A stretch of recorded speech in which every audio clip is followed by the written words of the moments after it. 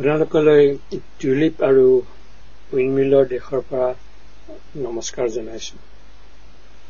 কথিত, লিখিত আৰু সাহিত্যিক ভাষা হিচাপে অসমীয়াৰ এটা পুৰণি আৰু সমৃদ্ধিশীল বুৰঞ্জী আছে। কিন্তু এই সমৃদ্ধি ভালদৰে ইণ্টাৰনেটত উপস্থাপন কৰা হোৱা নাই। ইণ্টাৰনেটত অসমীয়াৰ উপস্থিতি বঢ়াবলৈ কেইজনমান ভাষী আৰু প্ৰবাসী অসমীয়াই ই জোনাকী যুগত নামৰ এটি প্ৰকল্প হাতত লৈছিলে। এই প্ৰকল্পটোৰ মূল্য উদ্দেশ্য হৈছে ইণ্টাৰনেটত অসমীয়াৰ সমল বঢ়োৱা আৰু নতুন নতুন প্ৰকল্পত উৎসাহ জনোৱা, যিয়ে অসমীয়া ভাষাৰ নপুৰণি সাহিত্যৰ ইণ্টাৰনেটত সমল বঢ়োৱাৰ পৰিকল্পনা কৰিছে। যোৱা কেইমাহত এই জোনাকী যুগ প্ৰকল্পটিক সমৰ্থন জনাবলৈ বহুতো লোক ওলাই আহিছে। বৰ্তমান ফেচবুকত অসমীয়া ভাষাত অসমীয়া লিপিৰে বাৰ্তালাপ কৰা বহুতো গোট প্ৰকৃত হৈছে। এই জোনাকী যুগৰ ফালৰ পৰা এতিয়া আমি সভাকথা বঢ়োৱাতকৈ কাৰিকৰীভাৱে আৰু একেলগ হৈ কাম কৰাৰ পোষকতা কৰিছো। আৰু ইয়াৰ এক উদাহৰণ হৈছে ফেচবুকৰ অসমীয়াত কথা বতৰা গোট। এই জোনাকী যুগৰ উদ্দেশ্যক সমৰ্থন কৰি নতুন চামৰ কেইজনমান সদস্যই অসমীয়া ভাষাৰ এক অনলাইন ভাষাকোষ নিৰ্মাণ আৰু প্ৰচাৰ কৰিবলৈ ওলাই আহিছে। মোৰ বাবে এটি গৌৰৱৰ বিষয় যে মই আজি এই উদ্যোগৰ সাহিত্য.org আৰম্ভণি অনুষ্ঠানত এনেদৰে ভাগ লৈছো। পংকজে নৰৱেত PhD কৰি আছে আৰু সত্যকামে শ্বিলঙত চাকৰি কৰিছে। তেওঁলোকে বাকী সকলক লগত লৈ এটি সপোন দেখিছে যে ইণ্টাৰনেটত অসমীয়া ভাষাৰ সমল আৰু সমৃদ্ধি বৃদ্ধি কৰিবলৈ। ডক্টৰ ৰীতা চৌধুৰীৰ পৰিকল্পনা আদৰ্শশীলাৰ উদ্বোধনী অনুষ্ঠানত সাহিত্য.orgৰ আনুষ্ঠানিক শুভাৰম্ভ ঘটোৱাত পংকজ আৰু সত্যকামত এই সুযোগ দিয়াৰ বাবে মই ডক্টৰ চৌধুৰীলৈ আন্তৰিক ধন্যবাদ। এটা নতুন প্ৰযুক্তি আমাৰ আগত আছে আৰু মই ভাবিছোঁ যে সেইটোৱে আমাৰ ভাষা সাহিত্যক আৰু বহু দূৰলৈ আগবঢ়াই লৈ যাব। নতুন সংস্কৃতি, নতুন চিন্তা, নতুন দিশ আমাৰ আগত মুকলি কৰিব আৰু তাৰ বাবে আমি সকলোৱে সাজু হ'ব লাগে। আমি সকলোৱে ইউনিকোড শিকিব লাগে, চৰ্চা কৰিব লাগে আৰু এইটো এটা সুবিধা হ'ল যে আমি খুব সহজতে আমাৰ ভাষা সাহিত্য সংস্কৃতিক বিশ্ব দৰবাৰলৈ লৈ যাব পাৰোঁ। সাহিত্য.org এই উদ্দেশ্যৰ আগত ৰাখি যাত্ৰা আৰম্ভ কৰিছে। যাত্ৰা শুভ হওক, দীৰ্ঘজীৱী হওক, মোৰ এই কামনা।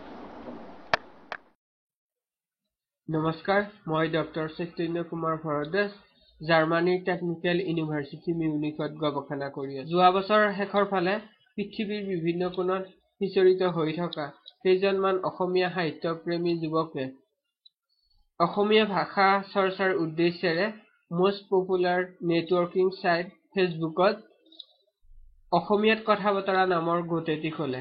অসমীয়াত কথা বতৰা গোটৰ উদ্দেশ্য আছিল ভাষাৰ চৰ্চা আৰু নতুন প্ৰজন্মক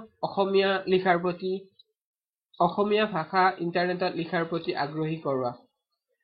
অতি কম সময়ৰ ভিতৰতে এই গোটটোৱে যথেষ্ট সঁহাৰি লাভ কৰে আৰু তাৰ ফলস্বৰূপে আজি আপোনালোকৰ ওচৰলৈ আনিবলৈ পাই আমি যথেষ্ট সুখী হৈছো। সাহিত্য.org নামৰ এখন বাৰ্তালোচনী। আশা কৰো এই বাৰ্তালোচনীখনে অসমীয়া ভাষাৰ জোনাকী যুগত যথেষ্ট অৰিহণা যোগাব।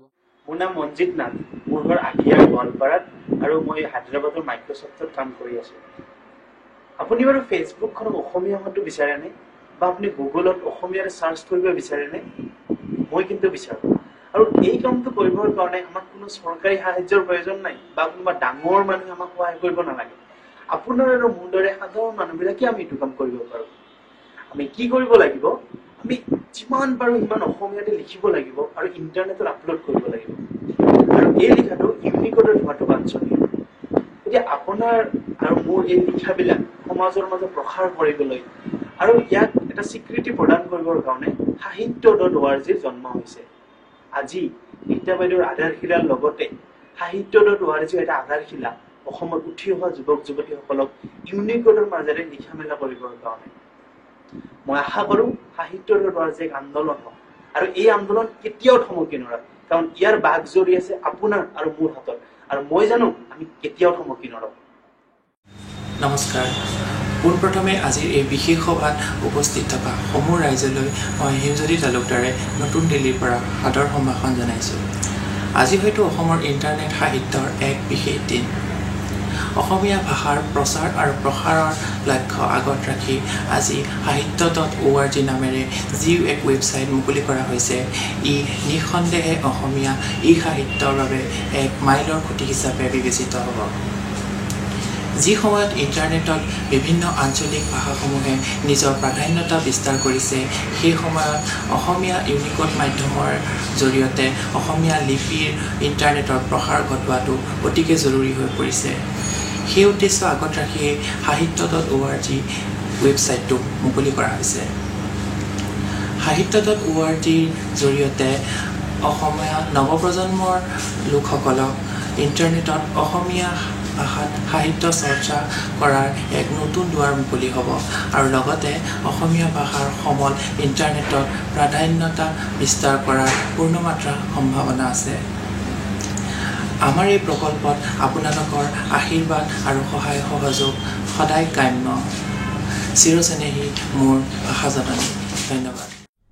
নমস্কাৰ, মই বিক্ৰম মজিন্দৰ বৰুৱাই কৈছোঁ আবুধাবিৰ পৰা। শীৰ্ষবিন্দুক যাতে আগলৈ আগুৱাই নিব পাৰে, অসমীয়াৰ ইউনিকোডৰ ব্যৱহাৰো যাতে ব্যাপকভাৱে হয়, তাৰেই সপোন লৈ, তাৰেই জল্পনা কল্পনা লৈ আজি জন্ম লৈছে সাহিত্য.org-এ। সাহিত্য.org-ৰ দীৰ্ঘ জীৱন কামনা কৰিলোঁ। ই যাতে হৈ পৰে অসমীয়া ভাষা চাইবাৰ জগতত প্ৰচাৰ আৰু সম্প্ৰসাৰণৰ এক বৃহৎ পদক্ষেপ।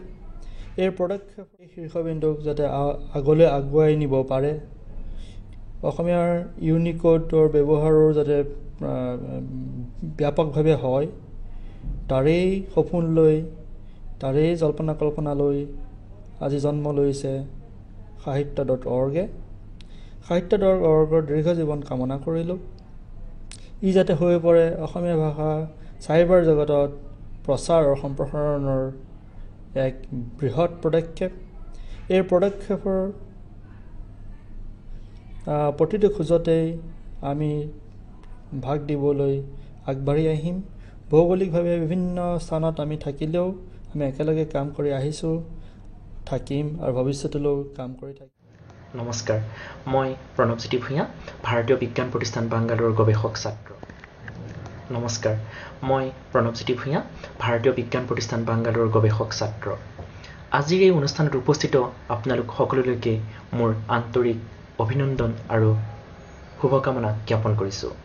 শ্ৰদ্ধেয় ৰীতা চৌধুৰী বাইদেউলৈ তেখেতৰ আধাৰশিলা শীৰ্ষক প্ৰয়াসৰ বাবে মোৰ আন্তৰিক শ্ৰদ্ধা আৰু ধন্যবাদ জনাইছোঁ। তেখেতৰ এই মহান প্ৰয়াস অসমীয়া সাহিত্য জগতত এক সোণালী ভৱিষ্যত গঠনৰ আধাৰশিলা হ'ব বুলি মই অত্যন্ত আশাবাদী। লগতে সাহিত্য.org নামৰ যি এক প্ৰচেষ্টাৰ আজি অংকুৰণ হৈছে, সেই প্ৰচেষ্টা অসমীয়া সাহিত্য জগতত এক উজ্জ্বলতৰ অধ্যায়ৰ সোপান হওক, মই এই কামনা কৰিছোঁ। মই Pankaj Bora, Norwegian university of science and টেকন'লজিৰ মই গৱেষক ছাত্ৰ।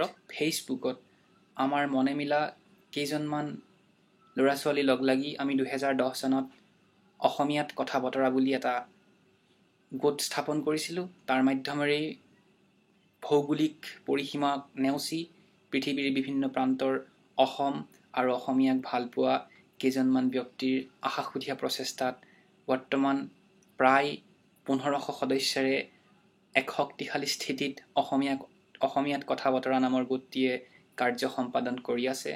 নিতৌ নতুন নতুন লিখকে অসমীয়াত লিখিবলৈ শিকিছে কম্পিউটাৰৰ যোগেদি, ইউনিকোডৰ যোগেদি, আৰু তেওঁলোকৰ যিখিনি লিখনি তেওঁলোকৰ যিখিনি চিন্তাশীল কথা বতৰা, সেই কথা বতৰাখিনিত কিছুমান গঠনমূলক কামৰ উমান পোৱা গৈছে, যিখিনি অগতানুগতিক সাম্প্ৰতিক সময়ত অসমীয়া সমাজৰ যি স্থবিৰতা আহি পৰিছে, সেই স্থবিৰতাৰ বিপৰীতে তেওঁলোকৰ লিখনিত কিছুমান সপোন দেখা পোৱা গৈছে, কিছুমান গঠনমূলক সৃজনশীল কামৰ কাৰণে কিছুমান সপোন দেখা পোৱা গৈছে। সেয়েহে আমি ভাবিলোঁ যে আমাৰ এই চিন্তাবিলাক, আমাৰ লিখনিবিলাক কেৱল আমি ফেচবুকত আবদ্ধ কৰি ৰাখিলেই নহ'ব, আমি তাক ৰাইজৰ মাজলৈ উলিয়াই নিব লাগিব। আৰু সেই চিন্তাবিলাকক, সেই সপোনবিলাকক আমি কেৱল সপোন হৈ থাকিবলৈ দিলেই নহ'ব, আমি তাক কাৰ্যত ৰূপায়ণ কৰিব লাগিব। আজি ডক্টৰ ৰীতা চৌধুৰী বাইদেৱে আয়োজন কৰা এই অনুষ্ঠানটোৰ লগতেই সংগতি ৰাখি আমি পৃথিৱীৰ বিভিন্ন স্থানত বিভিন্ন কামৰ কাৰণে বসবাস কৰি থকা কেইজনমান উৎসাহী অসমীয়া নতুন প্ৰজন্মৰ যুৱক যুৱতীয়ে লগ লাগি আৰম্ভ কৰা এটা নতুন প্ৰকল্প sahitya.org আমি উন্মোচন কৰিবলৈ পাই অতি আনন্দ লাভ কৰিছোঁ। আৰু ডক্টৰ ৰীতা চৌধুৰী বাইদেৱে তেখেতৰ এই অনুষ্ঠানটোৰ মাজতেই আমাক sahitya.org নামৰ এই ৱেবছাইটটিক ৰাইজৰ মাজলৈ আগবঢ়াই দিবলৈ সুবিধা কৰি দিয়াৰ কাৰণে আমি তেখেতৰ ওচৰত কৃতজ্ঞতা জ্ঞাপন কৰিছোঁ।